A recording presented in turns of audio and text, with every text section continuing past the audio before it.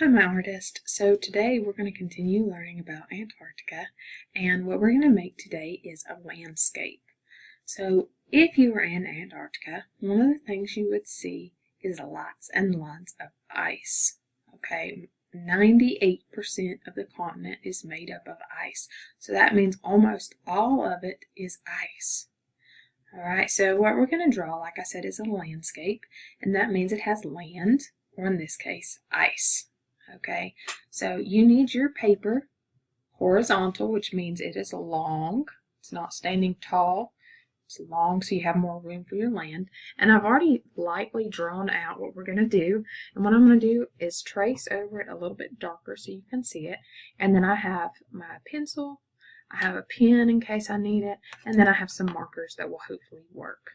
Okay, so what we're going to do to start with is we're going to do a line that goes across. Now, your line does not have to perfectly match mine, okay, but it's going to be the ice. So I'm going to go across a little ways, then I'm going to curve back under, wiggle around,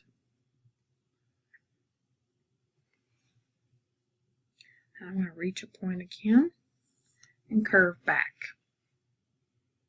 Okay, like I said, yours does not have to match. It could just be a wiggly line across. Now for my two corners, what I'm going to do is a line coming down all the way. So it almost looks like a backward D there. And then for this one, I'm going to come down a little bit more, but I'm going to do a straight line back. So it's almost an L. Okay. Now down here at the bottom, I'm going to do a line that curves across. And I'm going to do another line that curves across. And what this is this is going to be the ice. There's going to be water down here and water up here. But before we color that in, we're going to make some icebergs. Alright, so out from this ice right here, I'm going to draw what looks like a pyramid or a mountain. It's going to go off the edge of the page. Alright, then I'm going to have a line that makes almost a triangle shape right here. Okay, and then I'm going to connect all of the outside. Okay, so it really does look like a pyramid. So that's going to be our iceberg, and what you won't be able to see under the water is the rest of the iceberg under here. Okay? Alright, now the last thing we have to do before we're going to color, we're going to go ahead and draw some more icebergs. So again, it's going to look like some mountains. Okay, and then I'm going to do a line from one side all the way over to the other. And again, this is going to be water. Okay. So what I'm going to do now is I'm going to get my markers. I'm going to hope they work. And I'm going to start adding some colors to my ocean. So think about what color is the water normally. So typically we think of water as being blue, but it's really not blue. Water is actually clear, and it takes whatever color is in it. Okay, so if you put red dye in water, it's going to turn it red. Okay, a lot of times I think water is blue because of the reflection of the sky. There also might be some blue things in the water.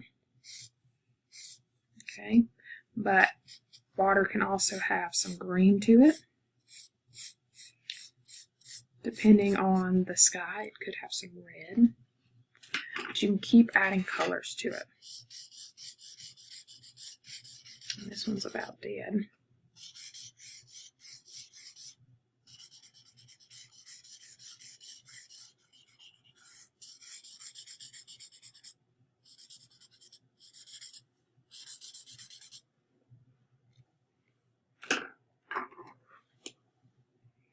I've got some purple that I'm going to use.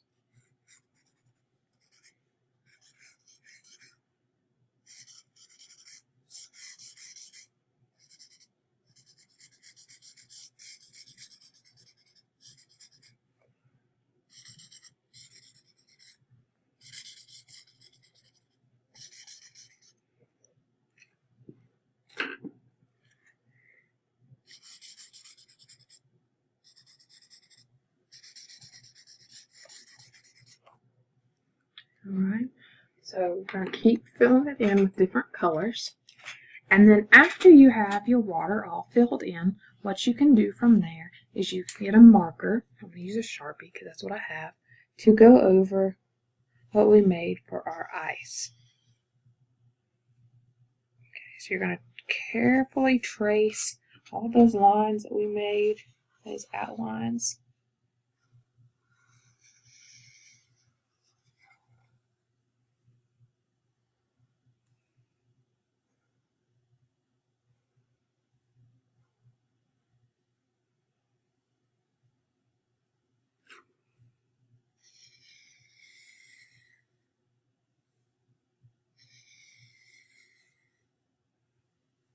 Now I'm going to trace my icebergs.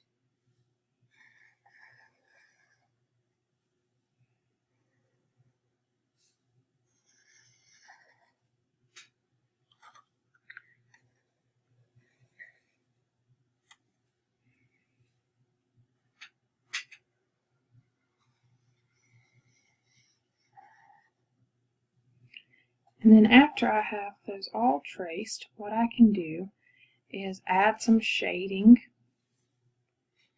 onto my icebergs. Okay, so I could add a curvy line here, and I could add a few lines to make it look like it's in the shadows. I could add some here. I could even do some along the bottom. Okay.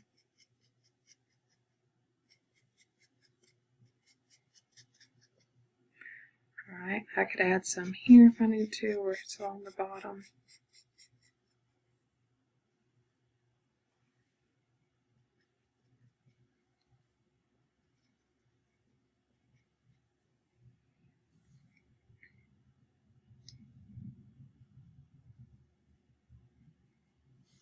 Alright, so now what I can do is decide what's in my sky.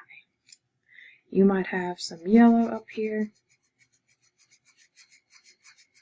My yellow's not working really well. You might have some pink or some purple.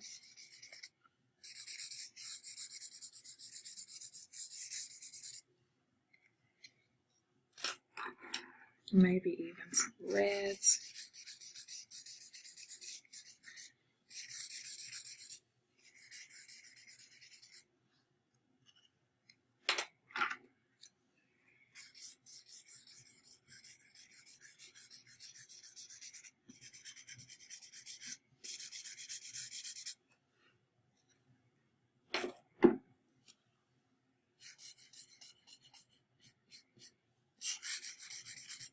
And then you could always get the blues that we used earlier to add some blue to your sky.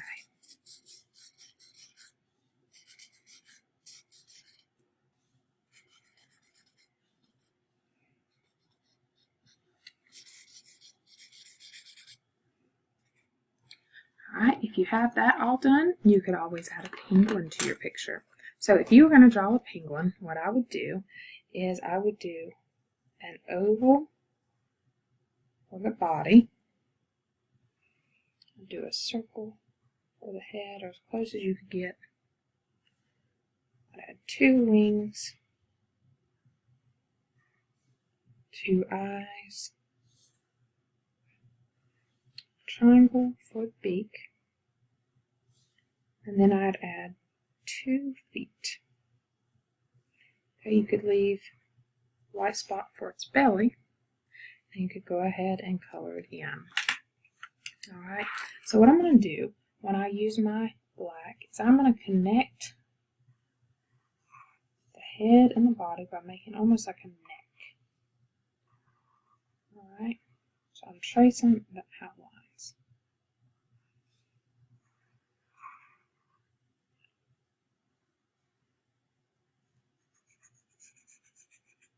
Color in.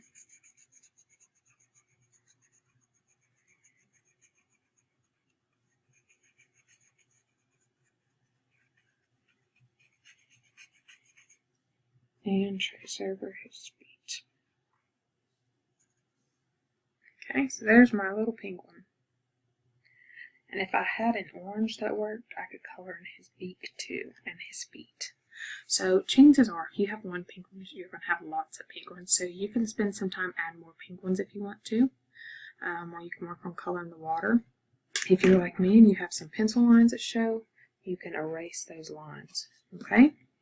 But other than that, you are done. Remember to send me a picture of how yours turned out, and let me know if there's anything else that you want to learn about Antarctica, okay? I will see you soon. Bye.